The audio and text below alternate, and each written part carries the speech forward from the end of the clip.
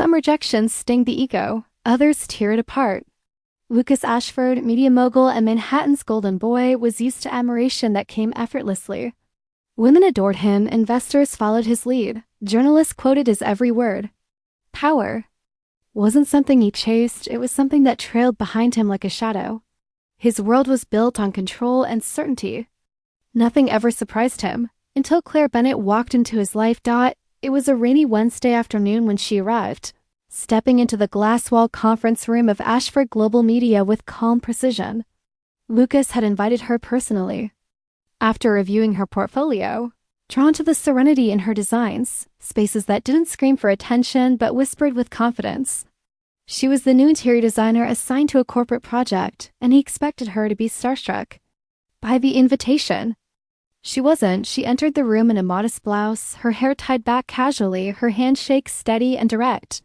Over coffee, they spoke about architecture, atmosphere, and spatial emotion.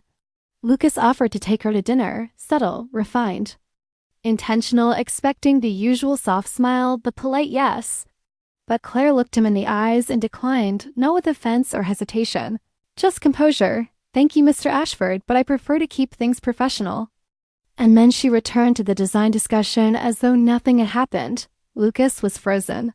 Not because she said no, but because she didn't even flinch when she did. She didn't blush, didn't stammer, didn't flatter. She just moved on. That night, Lucas sat in a private cigar lounge with his best friend, Grant Lawson, swirling bourbon under dim light. She actually turned you down? Grant laughed. Lucas nodded slightly. She's different, Grant chuckled.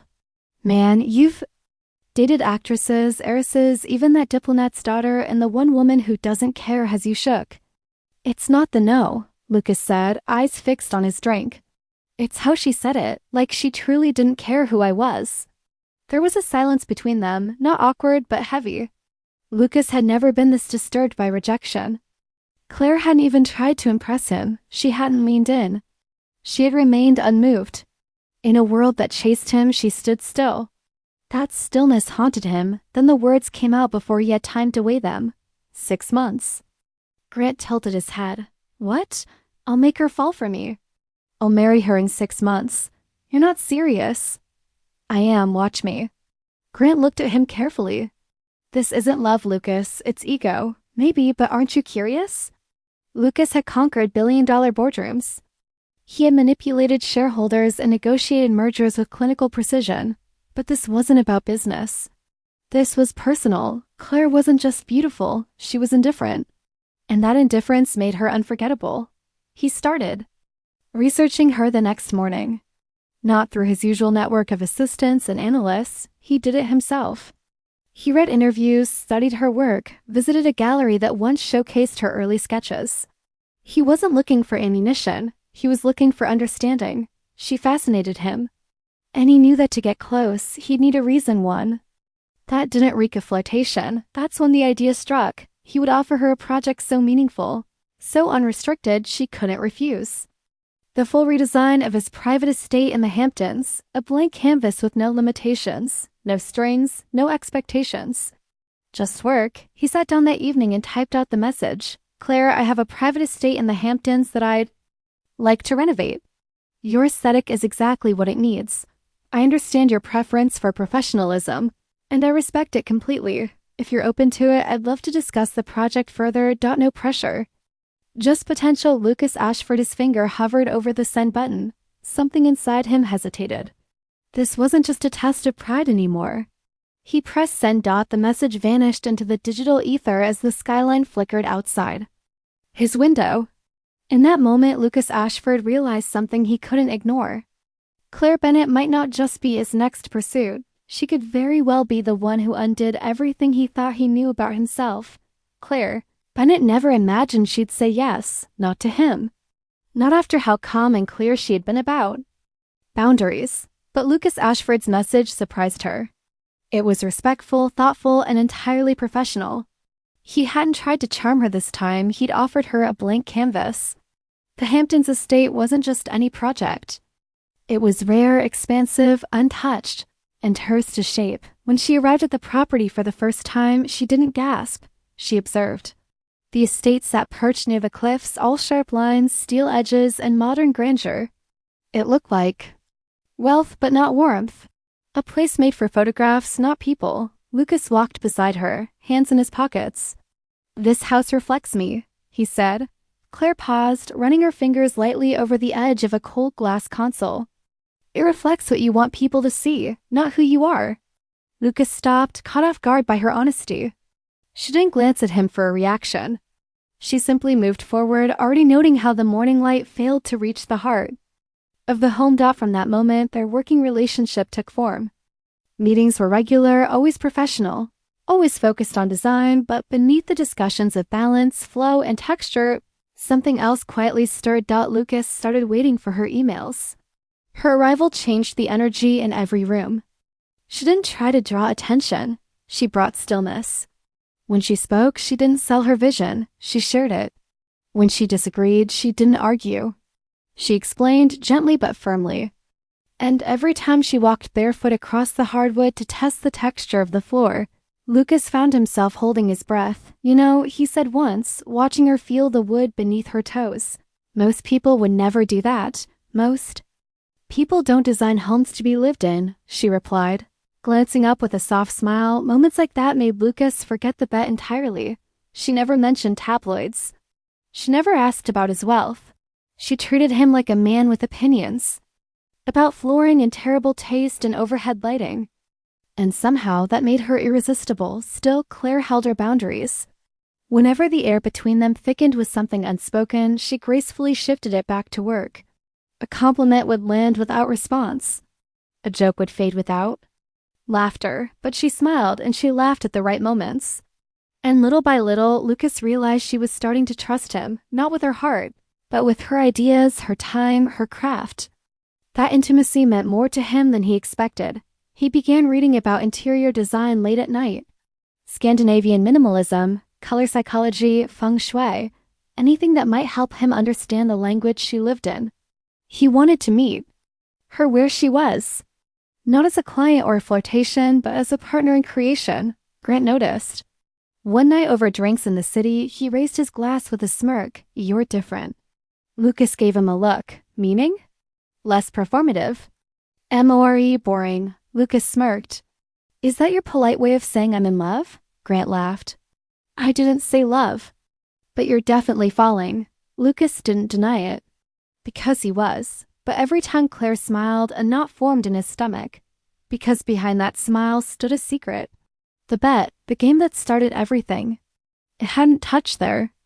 Real moments, but it still existed, in the shadows and the corners of his mind, like a growing echo, and still he couldn't bring himself to confess. Not yet, not while everything between them was so real. Claire, for her part, wasn't blind. She noticed how Lucas listened more than he spoke, how he remembered details, how he showed up to meetings with her favorite oat milk latte even when no one asked. She noticed how he lingered near her drawings, how he stood a little too close but never crossed a line. She didn't jump to conclusions. She had been burned before, and she had learned that people always revealed themselves with time, so she gave Lucas time. And she gave herself distance. What neither of them realized was that every sketch, every wordless glance, every day spent building something beautiful together was also breaking down walls. They had spent years hiding behind Dot. This was no longer just a project. They were becoming something else, fragile, beautiful, dangerously real. The estate in the Hamptons had always been a showpiece, sleek, cold, impersonal. To the world, it symbolized luxury, acres of pristine land and glass walls that stared at the ocean like indifferent mirrors. But to Lucas Ashford, it was a fortress. He had bought it after his father's funeral, not out of need, but to escape. From noise, from grief, from himself, the house was flawless, just like the life he'd curated. But nothing about it felt alive. Until Claire. She walked through the space with silent authority, placing her hands gently on surfaces as if listening to them, tracing edges like she was mapping old pain.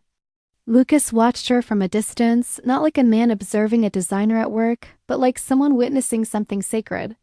She wasn't just redesigning a building. She was reviving something buried beneath years of curated emptiness. One morning, as she sketched ideas in the sunroom, she said, This kitchen gets beautiful light in the mornings, but the layout fights against it. The design needs to stop pushing the sun away." Lucas nodded, but his eyes weren't on the wall. They were on her. She wasn't performing, wasn't pitching. She was dreaming aloud. And somewhere in the middle of that, he realized something had shifted. He didn't want the renovation to. And he didn't want the meetings to stop. He wanted reasons to see her.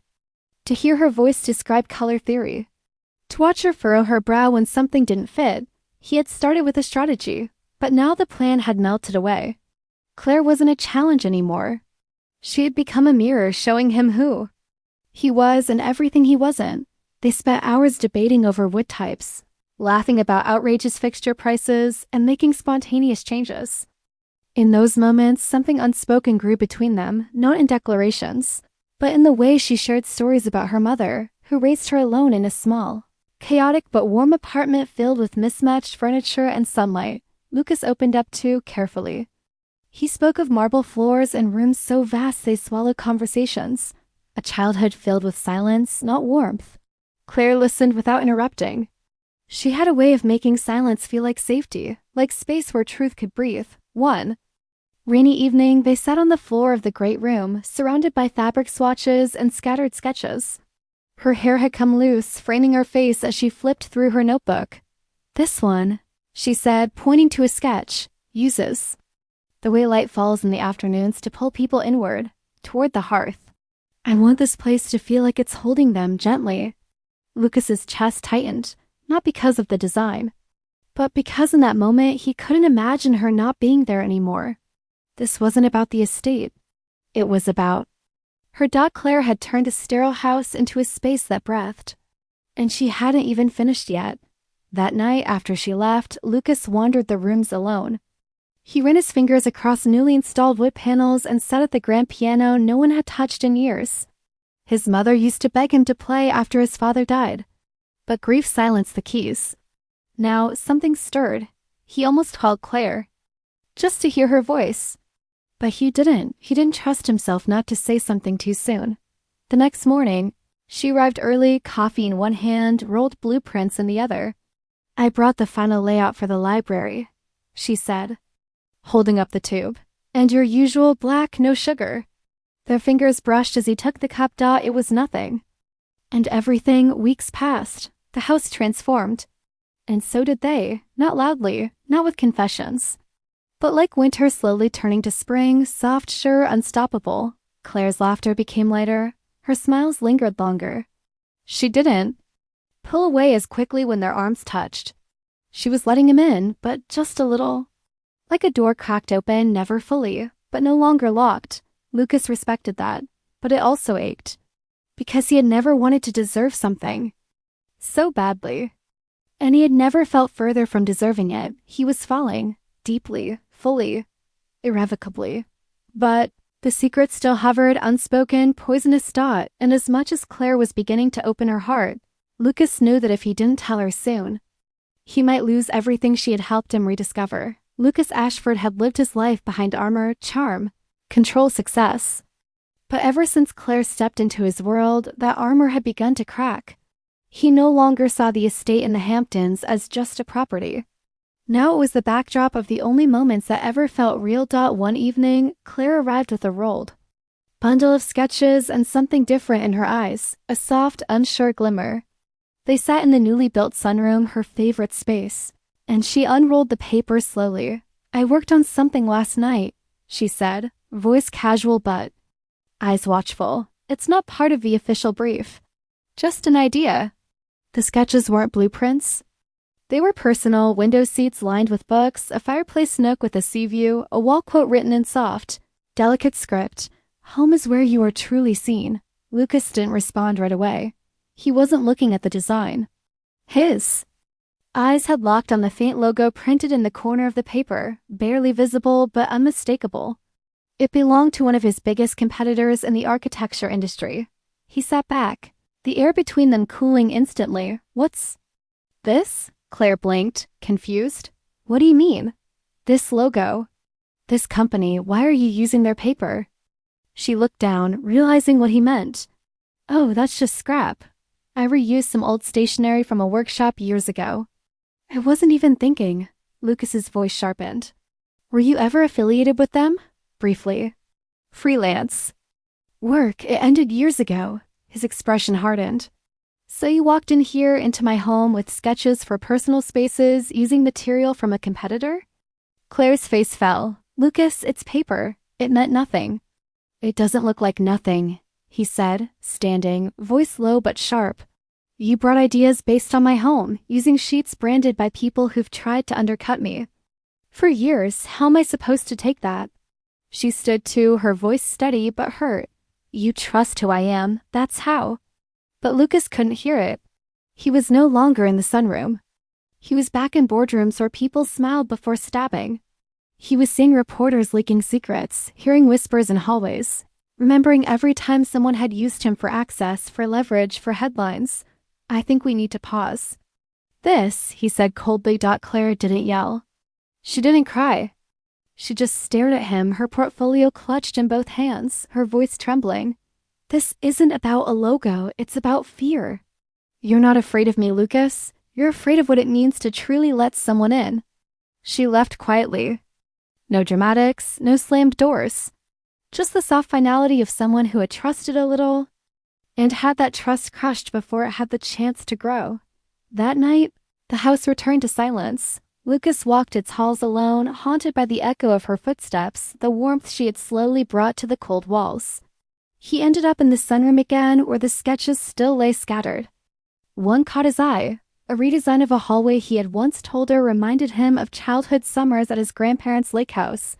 She had remembered. She'd brought that memory to life, and suddenly it hit him. She wasn't trying to manipulate. She'd been thoughtful.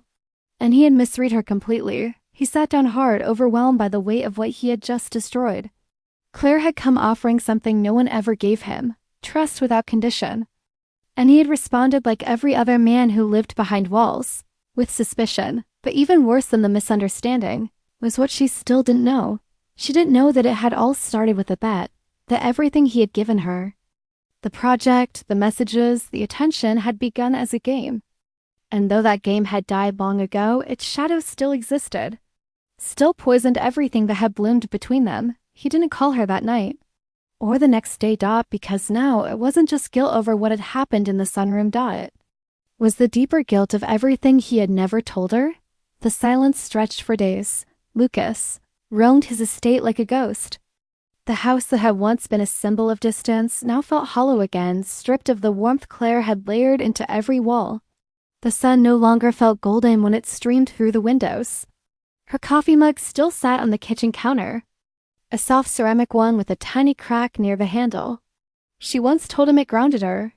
Now it haunted him. He buried himself in meetings and mergers, but nothing silenced the voice in his mind, the one that whispered he had broken something precious. And worse, that he had let fear win again. Finally, on a sleepless Wednesday night, Lucas picked up his phone and made a call. Grant, he said, pacing by the fireplace, I need someone discreet. A private investigator. Grant didn't ask questions. 1 hour later, Lucas sat across from Harold Clark, a clean-cut, ex-military man known for quiet results. I need everything on Claire Bennett, Lucas said. Her past, who she's worked with. Especially any ties to Bennett and Crane. Harold nodded. Clean and fast? Just the truth. The next 24 hours passed like molasses. Lucas didn't sleep. He wandered through every room she had touched, the sunroom, the hallway with the new paneling, the library that still held her pencil sketches. He ran his hand along the furniture she had chosen, remembering how she described design not as decoration but as healing. By the next afternoon, the call came. She's clean, Harold said. Lucas's heart stopped. Go on. She worked with Bennett and Crane 4 years ago. Freelance, minor role. No access to executive plans or private intel. She hasn't been affiliated with them since. The paper she used came from old scrap material. I even matched similar sketches in our college portfolio. Lucas sat down slowly. As the guilt began to rise, there's more, Harold continued. The night before she brought you those designs, she was home, alone, sketching something she titled Gift Project. It was for you, not the company, not the press. For You. Lucas closed his eyes, the sting sharp in his chest. It wasn't sabotage. It was sincerity. She wasn't spying, Harold added. She was creating for someone she trusted. That hit harder than he expected. Lucas hung up and sat still for a long time. His phone vibrated again, one final file. A voice memo recovered? From her tablet, auto-synced to a cloud folder. He hesitated. Then pressed play. Claire's voice filled the room. Hi, Lucas. I don't even know if I'll ever send this, but I needed to say it out loud. Working on your house hasn't just been a project. It's been a kind of healing. I know you don't talk much about your past, and I've never pushed. But I see the way you walk through your home like it carries weight. So I tried to design around that to help it feel lighter. I don't know if it's working, but you felt lighter too. At least I thought you had. Whatever this is ... it mattered to me. The message ended. Lucas didn't move. No anger, no manipulation, just truth. Just her heart lay bare for him when he hadn't earned it. He leaned forward, elbows on his knees, breath shaky as realization hit him like a wave crashing over rock. Claire had offered him something pure, and he had turned it into suspicion. He had doubted the only person who had ever seen past the facade. He had failed her not just in the way he accused her, but in every moment before, every day he didn't. Tell her the truth, because beneath all of it, beneath the friendship, the admiration, the connection, was a lie he never had the courage to confess. The bet? The game that was no longer a game. The moment she found out, everything would collapse, and now, for the first time in his life, Lucas didn't know how to fix what he had broken. A week had passed since Lucas heard Claire's voice in that memo. Since he realized the truth. Not just about her innocence, but about the depth of what he had destroyed. He had reached out every day since, texts, calls, all unanswered. She had vanished behind silence, and he couldn't blame her. He had ruined everything. Claire had given him trust, space, and quiet intimacy, and he'd repaid her with suspicion. And worse, she still didn't know the full truth. That everything they had built had started from a lie. He sat across from Grant in a downtown bar, the same place where this entire mess began. The same bar where the stupid bet was first spoken. Aloud, "You're not just sorry," Grant said, sipping his scotch. "You're in love, you know that, right?" Lucas didn't answer. He didn't have to. It wasn't a question anymore. It was a fact. He had never fallen for someone like this, not through seduction or performance, but through presence. Through quiet conversations, unspoken glances, the stillness she carried into every room. Claire had changed him without trying. And now he wanted to show her that it wasn't about the game anymore. He wanted to prove that the man she had grown to like wasn't just a version of him, but the truest one. He needed to see her. Through one of her colleagues, he learned she was working on a temporary design project for a community center in Brooklyn. Something simple, purposeful, far from luxury. Of course it was. That was who she was. Someone who found beauty in humble spaces. He drove there quietly. No limousine, no grand entrance. Just him in jeans and a navy sweater walking into the half-finished space like a man trying not to break anything else. She didn't notice him at first. She was crouched near the wall, sorting paint samples with a volunteer. Her hair hung loose. She was focused, peaceful. There was a different glow to her, one that no longer belonged to him. Then she looked up. She froze. Their eyes locked. No. Words came for a moment. The air between them was brittle. "Can we talk?" he asked. She stood slowly, brushing dust from her jeans. Her voice was calm. "I don't know what else there is to say." "There's a lot," Lucas said, "but not here." They walked to a nearby park bench, the trees around them gently swaying in the late autumn breeze. Claire sat first. Her posture was guarded, her eyes distant. "I was wrong," Lucas began. She didn't speak. "I was scared of being seen. Of being known. You saw through everything. That terrified me." Still silence. "I had someone look into you," he confessed. "Because I didn't trust what I couldn't control. Because what I felt for you was already out of my control. Now." She turned, her eyes sharper. "Do you even understand what that did to me?" "I do now," Lucas said, voice breaking. "And I hate myself for it." He reached into his pocket and placed a small velvet box on his palm, not opening it yet. "I'm not asking for a yes. I'm not even asking for trust right now. I just want to start again. From Truth, he opened the box. Inside was a delicate ring, a pale sapphire surrounded by soft gold vines. Nothing flashy. Just pure and quiet like her. It reminded me of you, he said. Simple, beautiful, rare. Claire didn't touch it. She didn't smile. She just looked at him. Not with anger, but with a mix of sadness and strength. You. Hurt me, she whispered. I know. You lied. I did. And now you think a ring will fix it? No, I think time might. I think honesty might. I think showing up like this, with nothing to offer but the truth, might be the only thing I can do. She stared at him for a long moment, then back at the ring. Then at the skyline beyond the trees. Let me think. He nodded. There was no kiss. No dramatic hug. No teary music swelling behind them. Just two people sitting on a bench, one trying to earn a second chance, and the other deciding if she was willing to give it. It was a beginning, fragile, but real. Bora Bora looked like a dream, crystalline water, golden skies and silence. That carried the weight of everything left unsaid. Lucas had chosen it for one reason. It was as far away from Manhattan, headlines, and damage as he could get. He didn't invite Claire to sweep her off her feet. He invited her to breathe. She accepted the trip, but not the ring. Not yet. I'll travel with you, she said, her voice steady. But I'm still deciding on the rest. For Lucas, that was more than he deserved. The jet landed at dusk. Neither spoke much on the way to the resort. There was a strange comfort in the silence, not empty, but cautious, like a fragile truce.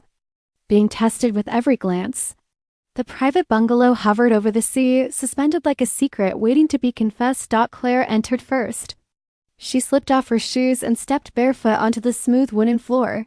She exhaled, slow and quiet, as her shoulders dropped slightly. Lucas stood behind her, watching, feeling more like an observer than a man she had once smiled at without hesitation. That night, they had dinner by the sea. The meal was elegant, but the mood was quiet, simple. Lucas told her childhood stories, not the polished ones from interviews, but the forgotten ones, falling off a bike, hiding tears from a father who believed emotions were weakness. Claire didn't interrupt. She didn't respond with advice or judgment. She just reached for his hand for a moment. And that was enough. They spent the next few days like two people rediscovering each other without rushing. They swam near coral reefs, walked along the beach, watched the horizon without speaking. She leaned into him more often. He held her without expectation. And still the guilt grew inside him like a storm behind calm skies. She didn't know. She didn't know that all of it, the project, the messages, the estate, had started as a game. And now that she was beginning to open her heart, it crushed him to realize that she wasn't loving the man he used to be. She was loving the man she thought he had always been, and that truth hurt more than any rejection ever could.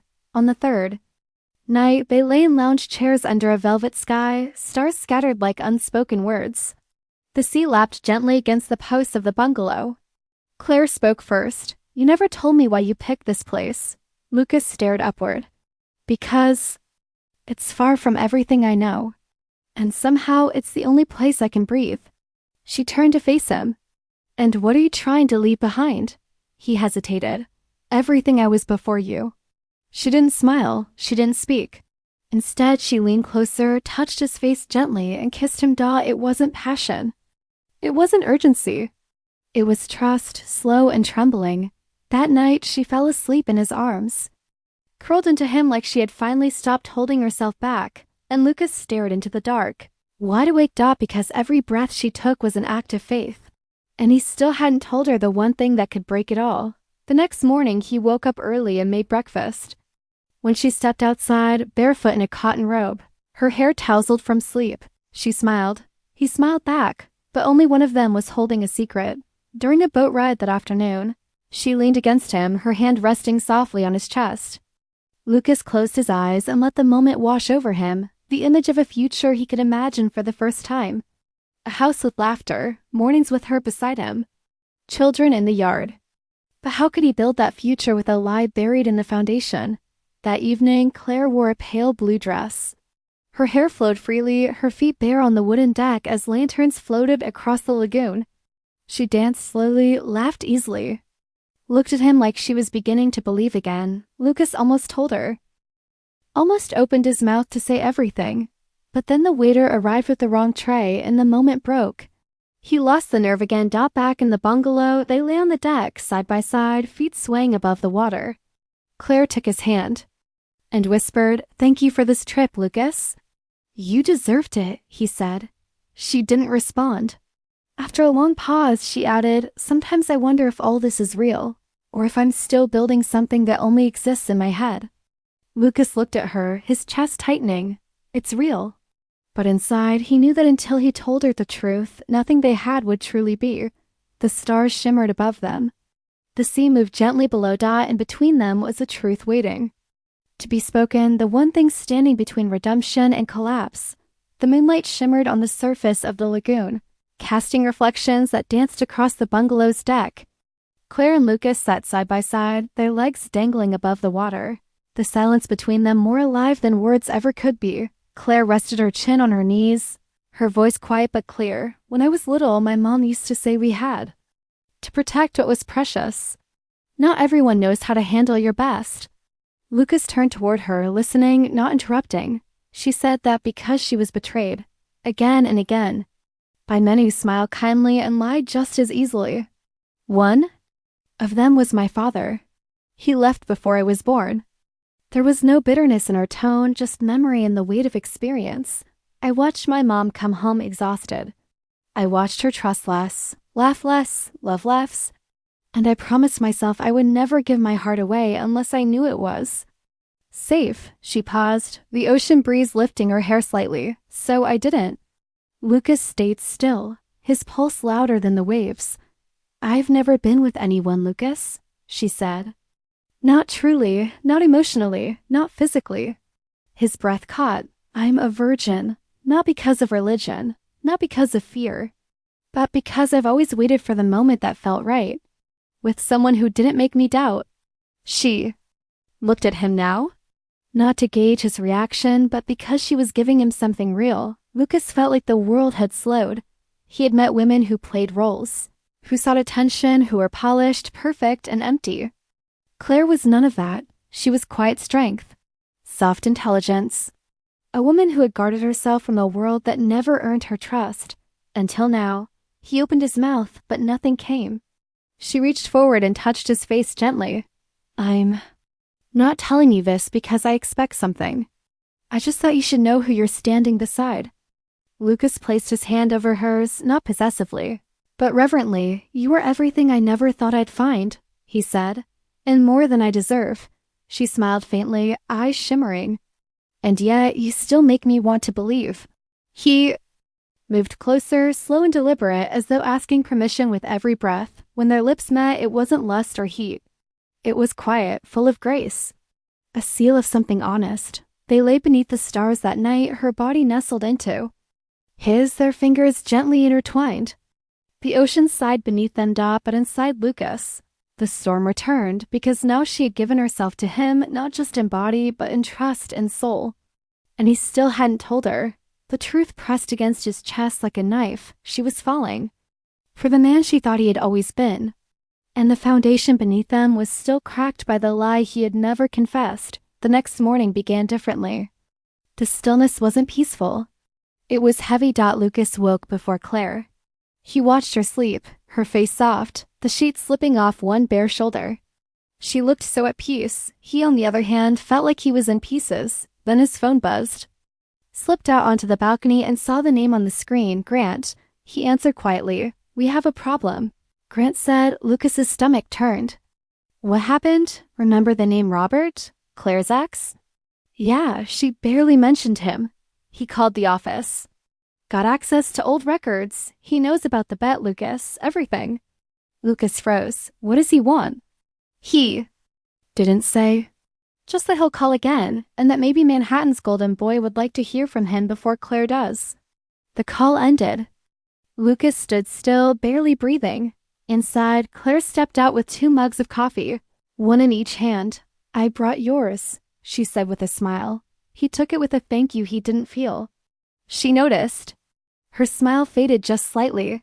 "Everything okay?"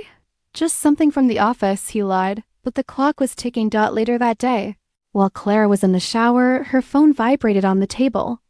One name lit up the screen. Robert. Lucas didn't touch it, but he saw it. And when she came out, he couldn't stop himself. Do you know someone named Robert? She froze, the towel still around her shoulders. Yes, he's my ex. She picked up the phone and read the notification. He sent a message. She said, "You deserve to know what they're hiding from you." Lucas felt his entire body lock. "Claire," she said, eyes narrowing now, "is there something I should know?" He opened his mouth, but the phone rang again. She answered. The call was brief, less than 2 minutes. Lucas couldn't hear the words, but he saw her face change. When she hung up, her eyes were blank. "He knows," she said quietly. "He told me everything." Lucas stood slowly. "That you didn't meet me by accident. That there was a bet. That I was a challenge." The room felt like it stopped breathing.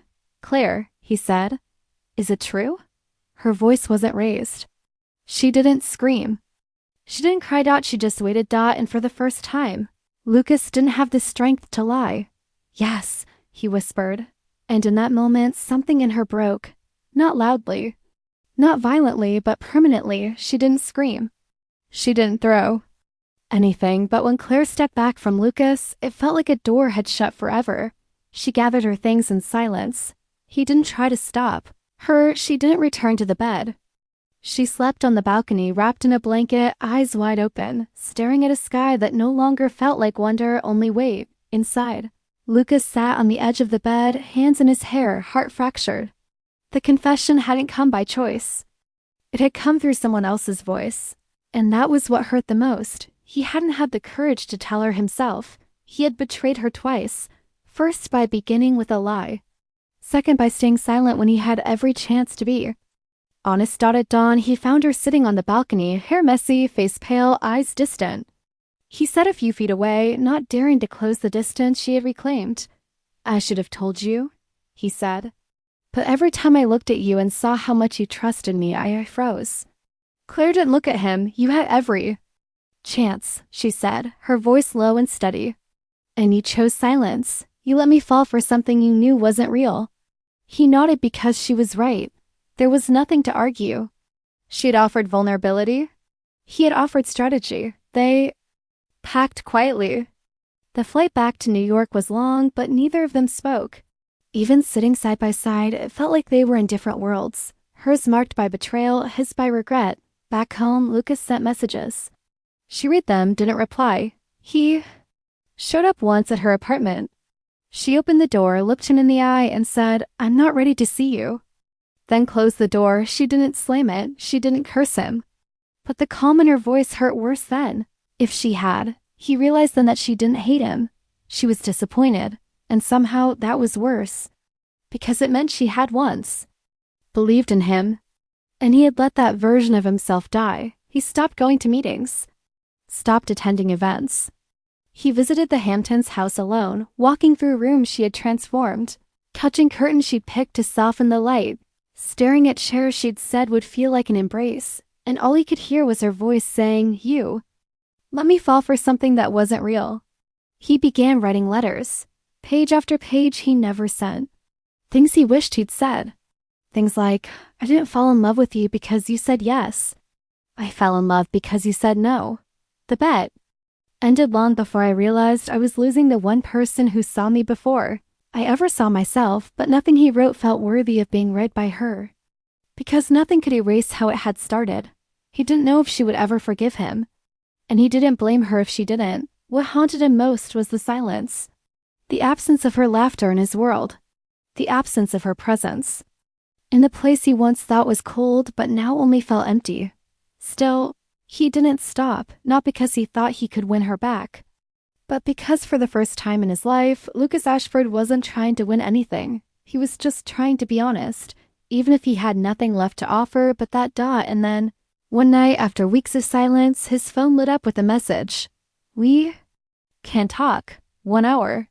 That's all. The meeting was set for a small restaurant in the West Village, quiet, dimly lit, away from the noise. He arrived early. She arrived exactly on time. Dressed in black, no makeup, no softness. Just strength. He stood as she walked in. She didn't smile. Claire, he said. Lucas. They sat, ordered. The conversation began stiff, safe. Then, somewhere in the middle of the second course, he looked at her and dropped every defense. I don't have an excuse, he said. Only regret. She didn't flinch. You used me. She replied, I know. You made me feel safe. While playing a game. He looked down, then back up. But I wasn't playing when I fell in love with you. Then why didn't you tell me before Robert did? He exhaled. Because I was a coward. She looked away. Her fingers gripped the stem of her glass. You saw me, really saw me. And still chose to deceive me. I saw you, he said, and it's the only reason the guilt nearly killed me. He reached into his coat and placed an envelope on the table. It's the deed to the house. The Hamptons estate. It's yours now. She stared at it. Didn't touch it? You think you can buy forgiveness? No, he said. I'm giving it to you because everything done there was yours. The house only feels like a home if your name is on it. She was silent. But she didn't leave. There was a crack, just enough space for something. Honest to step through. Then his phone rang. He ignored it. It rang again. He picked it up, eyes apologetic. It was Grant. Robert came. To the office, Grant said. He has everything. Screenshots, messages, surveillance. He's going to the press. We've delayed it, but it's coming. Lucas hung up, pale. Claire's eyes narrowed. What was that? He hesitated. Lucas. What are you still hiding? He stood. I have to fix something now. She stood too. Of course. She picked up her coat, left the envelope behind, and walked out without looking back. Another chance slipped through his fingers. And this time, it wasn't just Claire who might walk away. It was the whole world. The city buzzed as usual, but Lucas Ashford didn't hear.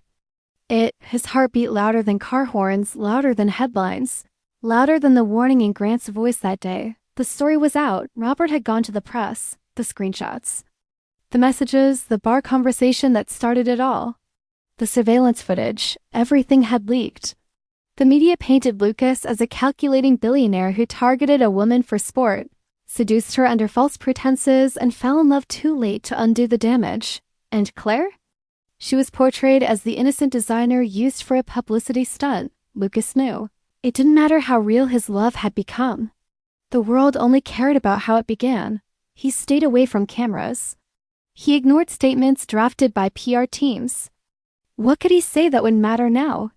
Claire didn't answer calls. She didn't respond to messages. She didn't show up at her usual haunts. It was as if she disappeared into a place the media couldn't reach, and neither could he. But she hadn't disappeared. She was simply protecting herself, because now it wasn't just heartbreak, it was humiliation. She had trusted him privately, then publicly. And now the world saw her as a victim in a story she never asked to be part of. She sat in her apartment, lights off, scrolling through articles that quoted words Lucas had once said behind her back. Words spoken before he knew her. Words that reduced her to a challenge, a prize. A dare. She didn't cry. She felt cold, detached, as if the version of herself that believed in him had been peeled away. Then her phone rang, a number she didn't recognize. She let it ring twice, then picked up. Claire, the voice said. It's Robert. Her stomach turned. You don't have to keep calling me, she said flatly. I just thought you'd want to know he's still lying. There's more. She closed her eyes. No, there isn't. There are still interviews being requested. Podcasts? A Netflix producer reached out to me. She hung up. She didn't want to be a character in a story where the headline was heartbreak and the subtext was betrayal. She didn't want her truth filtered through cameras or edited into soundbites. She wanted silence, but silence didn't last long.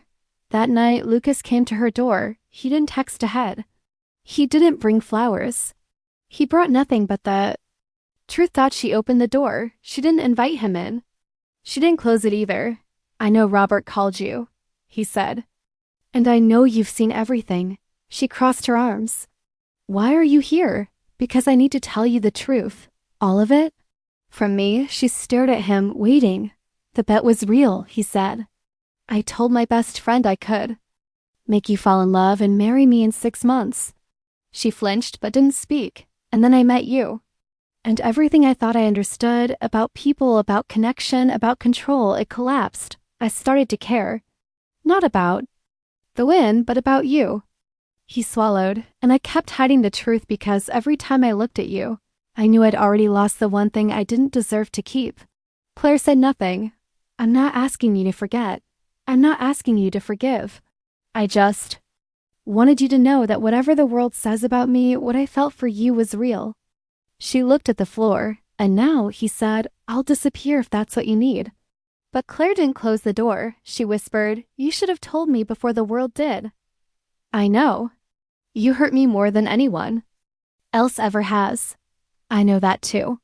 She looked up at him, and for the first time, there were tears in her eyes. But they didn't fall. I believed you were different. He stepped back. I want to be. She stayed silent. He turned, walked down the hallway, and out of her sight, not as a billionaire, not as the man on magazine covers, but as someone who finally knew what love was. Too late, days passed. Then weeks Claire stayed away from. Headlines, she focused on work, quiet jobs, community projects. She didn't speak to reporters. She didn't explain herself. She didn't engage in the drama. She simply kept going, until one day she received a letter. No return address. Number. Branding. Just her name written in clean handwriting. Inside was a page. I used to see people as moves in a game. You showed me what it means to be still, to be honest, to be seen. I lost you before I ever had the courage to deserve you. I don't want a second chance. I just want you to know that you changed me. I will never stop being grateful for that. There was no signature. Just the deed to the house, signed, legally transferred. In her name. No strings.